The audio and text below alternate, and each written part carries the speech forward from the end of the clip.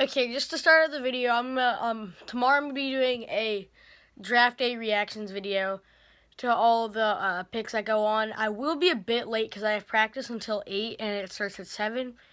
But that stream will start around 8:15, and I hope that I don't miss that many picks. But there's no more need for this face cam, and let's just get right into the video about Luka Doncic. Now, I got a lot to talk about in this video and why he is basically 100% not going to be a bust. But let me just go over the basic reasons on why he won't be a bust. He has 22.3 points per game, 7.2 assists per game, 8.2 rebounds a game, and 1.8 steals per game with 35% from 3 and 53 true shooting percentage in the EuroLeague. And he's only 19 years old.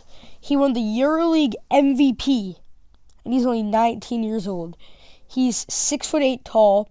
He can play any position 1 through 4. He's a very confident player, and he's only 19 years old. And he's been playing in the EuroLeague, which is easily the second best league in the world, since he's been 16. And it's not like he's been bad or below average like someone like Dirk or Kristaps was. Like, they were in the EuroLeague. It's not like they were the MVP like Luka Doncic is, which is just kind of insane if you think about that. Someone that's only 19 years old got the MVP in the EuroLeague, the second best league in the world at basketball. Like, people like Anthony Bennett can't even get minutes in that league. And he was on one of the best teams in the league. Yeah, I know that, but he still can't get minutes. And he was a first pick in the draft in the NBA, and he can't even get minutes in the EuroLeague, which is kind of insane. But now I'm going to get into my player comparison on him. And physically, I see him as like a Gordon Hayward, of how athletic he is. He's not insanely athletic, but he's still athletic enough to be a superstar in the league.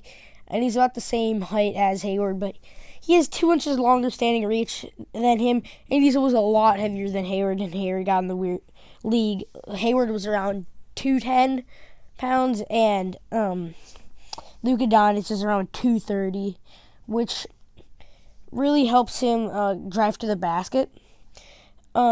His skill-wise player comparison for me, I have him as like a mix of James Harden and Manu Ginobili. He plays a lot like a James Harden with how he, when he takes shots, he's very good at going to the hoop, and he's pretty good at drawing fouls. Even though he has trouble shooting in traffic, he's still pretty good at drawing fouls.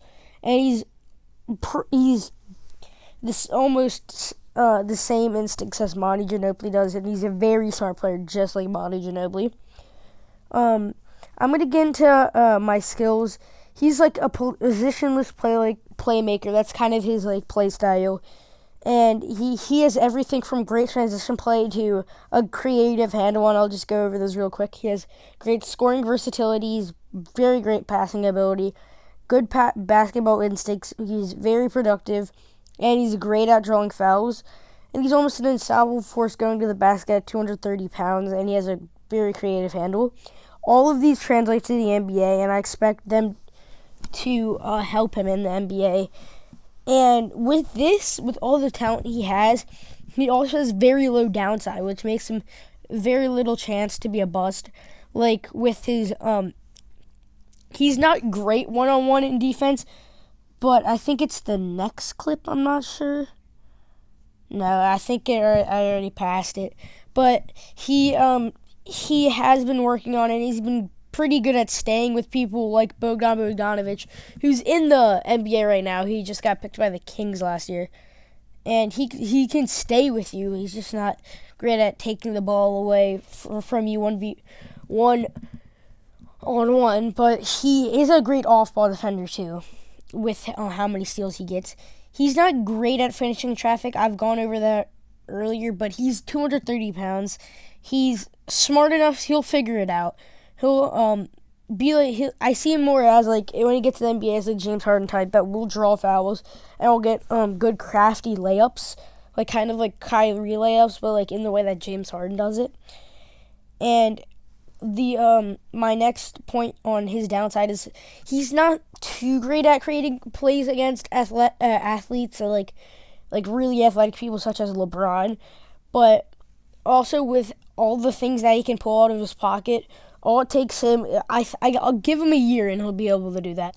And my last downside of him is he's emotional at times, and this can be fixed easily. That's why I see him as a stud, not a bust. Thanks for watching. See you guys next time.